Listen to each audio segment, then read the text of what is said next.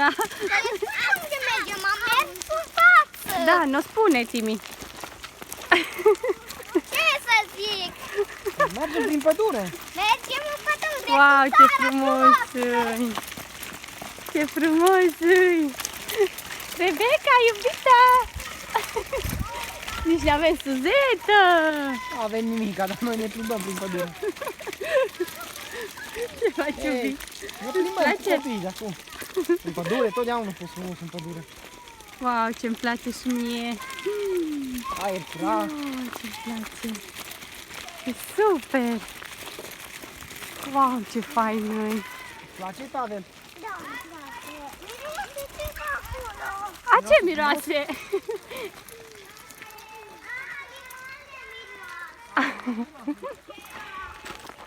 Hello!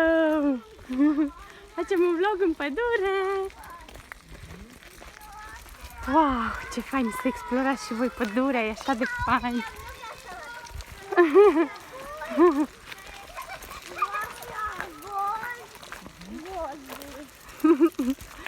Wow, ce fain e! Wow, dar ce înalt!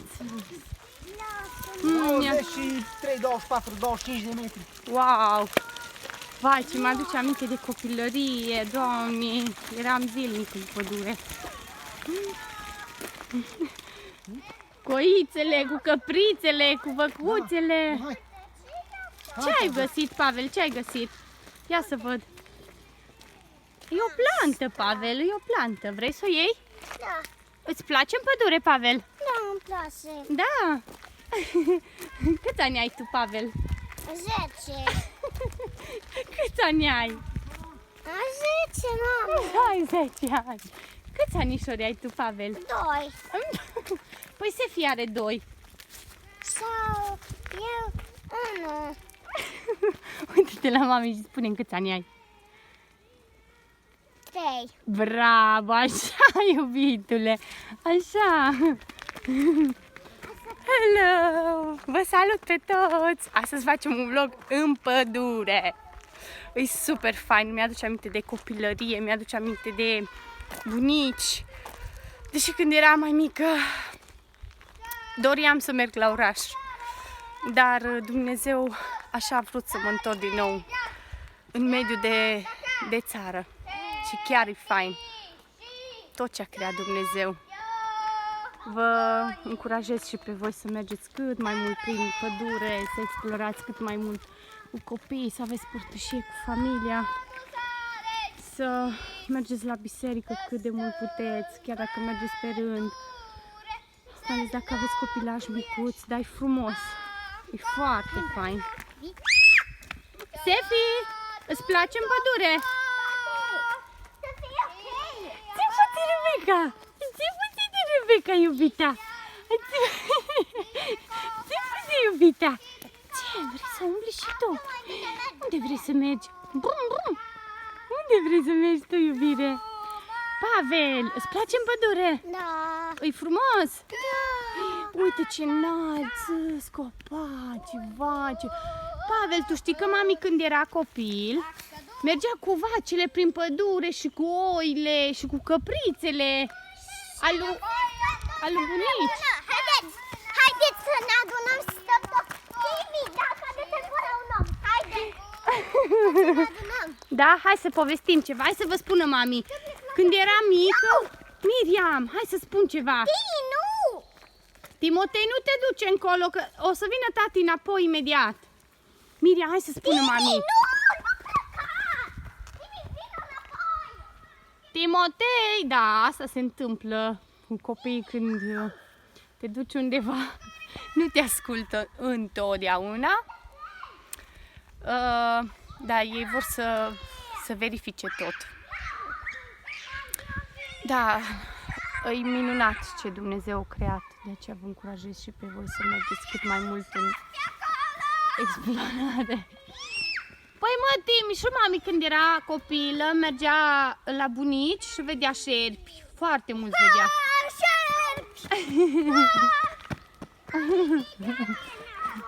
Da, no, aici. Sefi, vină la mine. Sefi, câți ani ai? Mami, Sefi, câți ani ai? Câți ani ai? Bravo!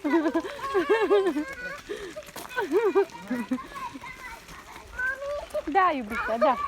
Oh, flască trece. Te-ai urzicat sau ce? Wow! Timi, mami mergea cu căprițele prin pădure. Uite așa, Timi, le-a plecam crengi să mănânce. Uite așa, le-a plecam crengi. Da! Să-ți dau ție băsul? Wow, ce fain este ăsta! Oh, dă la mami să suflu un pic, dă la mami. Oh. Vai, ce frumos e. Iubi, ce ți-aduce aminte de pădure? Oh, da. Când mergeai și tu, așa-i? Mergeam în pădure când mergeam la tăia de lemne. Au, te-ai lovit? Vai, ce frumos e. Aerul ăsta. Da. Dar când eram mică, îmi doream să mă duc la oraș. M-am dus la oraș. Ne dorim să mergem la țară. Da, când eram copil, așa îmi doream. Da, Dumnezeu iar m-a dus la țară. Cei drept, nici nu prea am fost foarte mult la oraș, dar sincer nici nu-mi place. Da, uite, tati, acolo e ceva ca o cabană mai micuță sau ce-i? Păi de asta de hrănit caprile. Da? De hrănit căprioarele. Oh, Pune mâncare și... wow! Doamne, dar ce... acum, ia și... Wow, ce fain e! Ai găsit pădurea? Ai găsit? Vai, ce frumos e! Doamne, cât e de fain! Vai, și când eram la bunici, mergeam și cu animalele, mergeam tot timpul la fân și întâmpinam foarte mulți șerpi, foarte mulți șerpi. Vara era programată pentru fân, eram foarte mult la ei, la bunicii mei, la ambii bunici, dar cel mai mult îmi plăcea așa, parcă îmi dădea o liniște când mergeam în natură, deși nu realizam asta.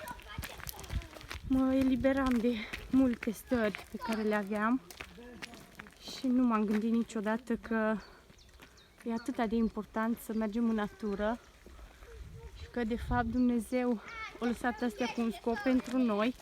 Doamne, dar cât e de fain drumul! Doamne, ce frumos e superb! Unde mergem, Timi? Uite ce frumos e! Spre țară plecăm! Da, spre țară! Da, mergem spre... Timi, noi acum ne plimbăm, dar când eram eu așa ca și tine, mami mergea cu animalele la păscut.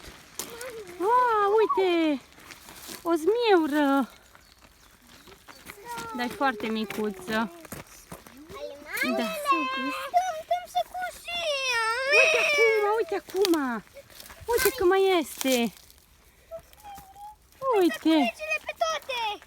Uite zmieura. Iau sige! Vrei și tu? Doamne, cât e de frumos. Așa că mergeți în natură pentru că o să vedeți ce mult vă eliberați de multe probleme. Vă spun eu, Dumnezeu astea le-a creat pentru noi. Doamne, cât e de frumos. Nu mai este, iubita. Uite asta, da? Nu, hai să mergem. Hai că poate mai găsim. Poate mai găsim, Pavel, da? Și vă mai dăm, mami. Wow, ce frumos e, ce fain miroase. Doamne, Iisuse, e superb. Da. Da. Wow, hai să vedem. Și mami găsea când eram la bunici. Wow, dă-le și la copii. Asta cred că e mure, sau? Hai să mergem încolo. De așa verde. Mergem înapoi? Hai că eu vin și Traian. Wow, ce frumos!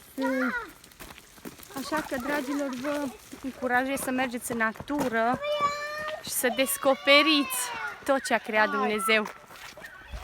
V-am pupat.